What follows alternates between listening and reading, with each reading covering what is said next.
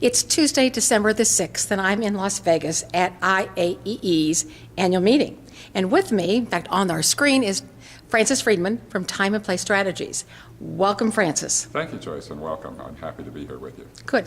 The burning question for me at this moment is we're coming out, SEER just produced a report that said we're having our 8th consecutive good quarter.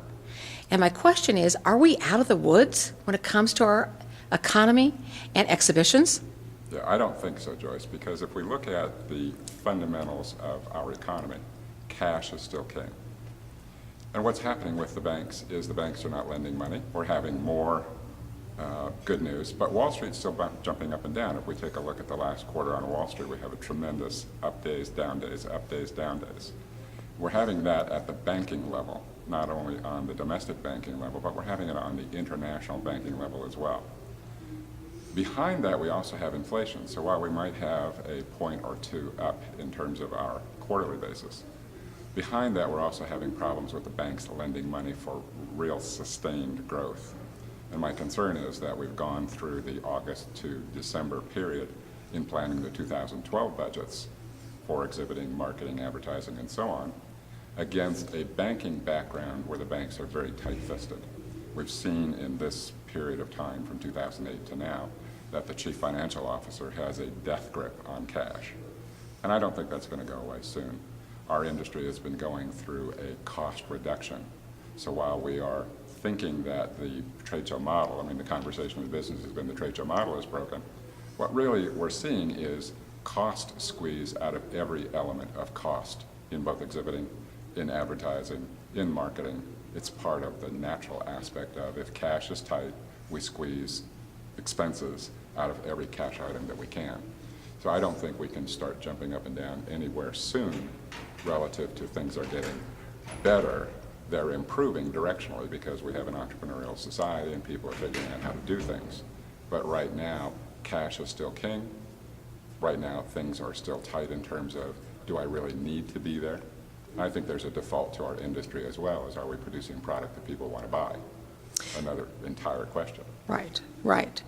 So for exhibitors right now looking at the landscape of trade shows and coming out and going, well, things are better, should I put my toe in the water again? Maybe we've had some exhibitors that just pulled out totally. And is now the right time for them to be coming back on the scene when it comes to face-to-face? Absolutely, absolutely, because face-to-face connects product and people.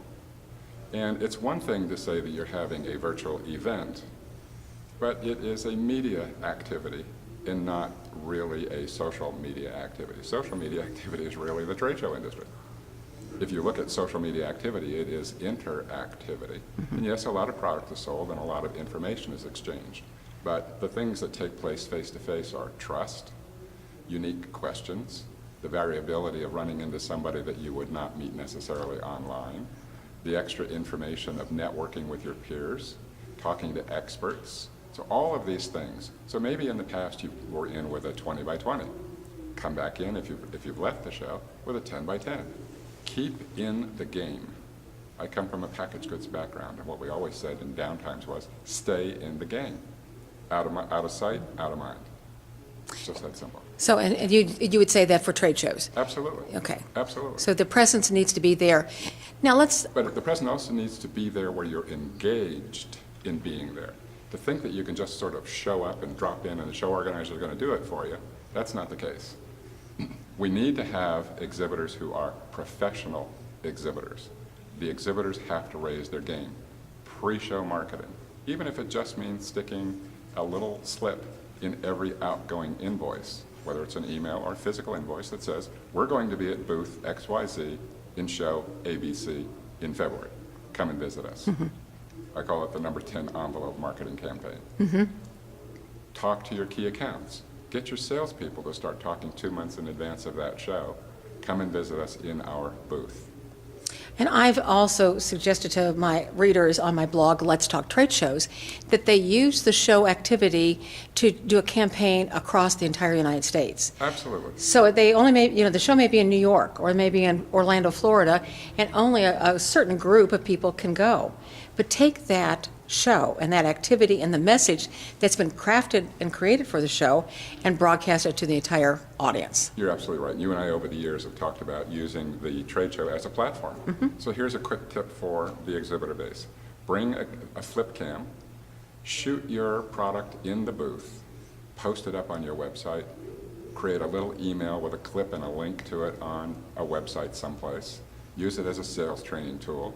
And the really smart exhibitors, what I call the smart bear exhibitors, will bring a flip cam because many times they'll bring product to the booth that won't necessarily be available in a warehouse someplace. It's a new product. Right. Shoot a flip cam, do a sales presentation, make it a platform for many different media aspects of marketing your products.